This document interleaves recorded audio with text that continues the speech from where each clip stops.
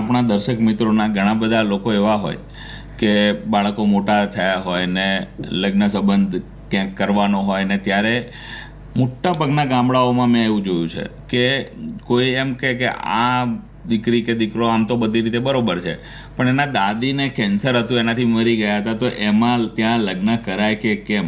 એટલે મેડિકલી તમને કહું તો કે આમાં વંશ પરંપરાગત એવું કંઈ હોય છે કે આ ઉપરની પેઢીમાંથી નીચેની પેઢીમાં ઉતરે અથવા તો નીચેનામાંથી નીચેનામાં ઉતરે, નંબર 1, અને 2 કે આવી રીતે કેન્સર જે ને થયું હોય માતા કે પિતાને, તો એના બાળકો સાથે લગ્ન કરાય કે કેમ?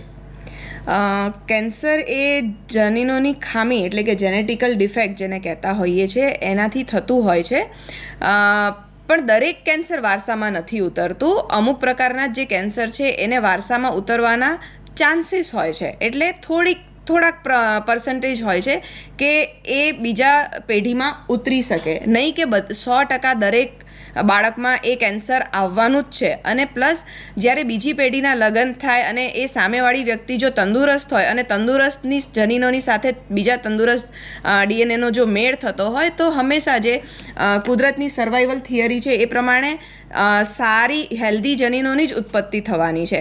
એટલે એવું સદંતર ગેરસમજ છે, એને આપણે ના પોષવી જોઈએ. અને અત્યારે તો બીજા ઘણા બધા એવા કારણો છે જેના કારણે કેન્સર થઈ રહ્યું છે, જે સિન્થેટિક ખોરાક કહો કે જે પ્રિઝર્વેટિવ્સ અંદર કહો કે પછી જે પેસ્ટિસાઇડ્સનો યુઝ કરવામાં આવેલો છે વર્ષોથી, પ્લાસ્ટિકનો યુઝ થઈ રહ્યો છે, આવા ઘણા બધા અનેક કારણો છે. અને સૌથી મોટું તો તમાકુનું સેવન, દારૂનું સેવન, આવી બધી જે શું કહેવાય આપણે એડિક્શન્સ એના એ જે છે એ બધા મુખ્ય કારણો છે કે જેના કારણે કેન્સર થતું હોય છે. ખાલી જનીનોની ખામીના કારણે વારસામાં ઉતરીને જ કેન્સર થાય એ એક જ કારણ નથી. એટલે આવા કોઈ ઘરમાં લગ્ન ના કરવા એ યોગ્ય નથી. આ વસ્તુને હું સમર્થન નથી આપતી. અચ્છા, એટલે આપનું એવું માનવું છે કે આવા કુટુંબોમાં ક્યાં ભવિષ્યની પેઢીમાં કેન્સર થાય એવું બહુ કંઈ એવું જરૂર, હા, એ સંભાવના એમ 100% એવી સંભાવના નથી.